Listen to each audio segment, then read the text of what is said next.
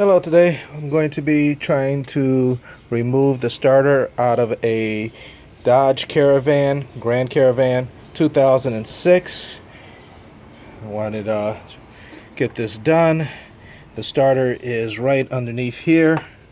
As soon as I jack it up, I'll show you where the position is, but there is one bolt that you have to get to from up here.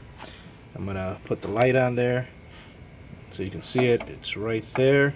That's the bolt you have to get from the top, and then two more underneath. So let's get started. Little safety things: put a block on your back wheel.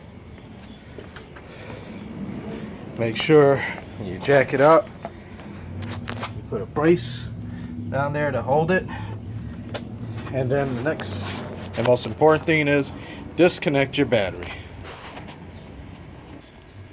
With the battery disconnected, we can start on the starter. I'm going to try to get that top bolt first, then we'll go underneath. Okay, 13 millimeter bolt is what I have on here.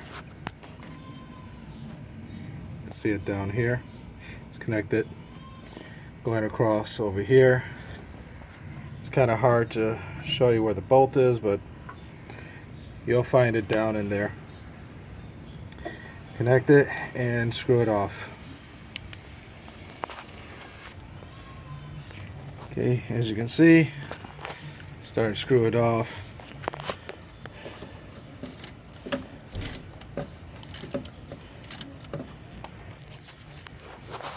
Alright, it's easy enough for me to finish screwing this by hand now. We can get in there a little deeper. See where that's at. Oh, look at that. Looks like the whole screw's coming out this time around. Okay, well, at a certain point you can't have that, so you have to separate the two, but we'll be alright. Okay.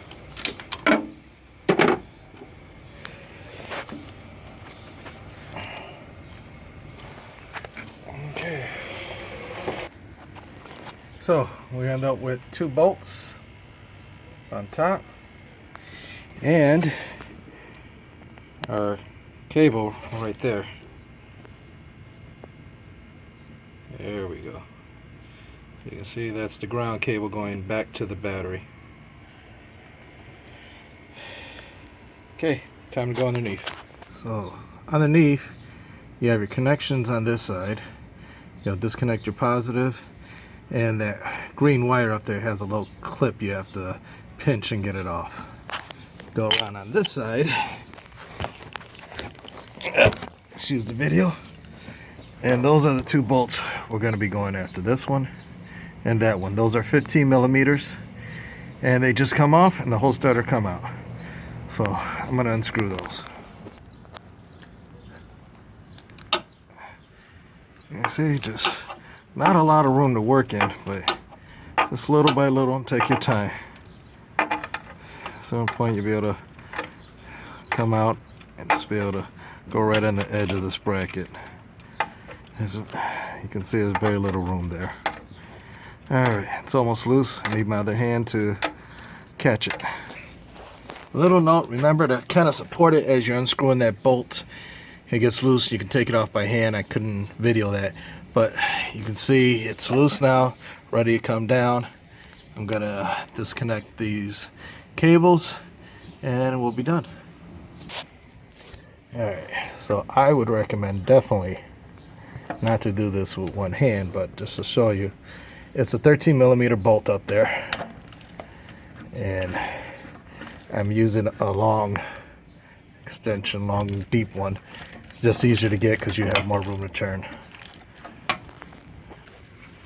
And we're done. It's out, and that's what you're left with.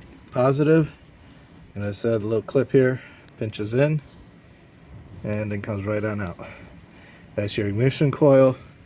That's your positive. You saw the negative on the other side, and those bolts. So this is what you end up with. The two that were on the bottom and the one that was up on top. Two that were on the bottom and the one that was on top, sorry. And that's it. Then you just reverse the process to put it in. Good luck.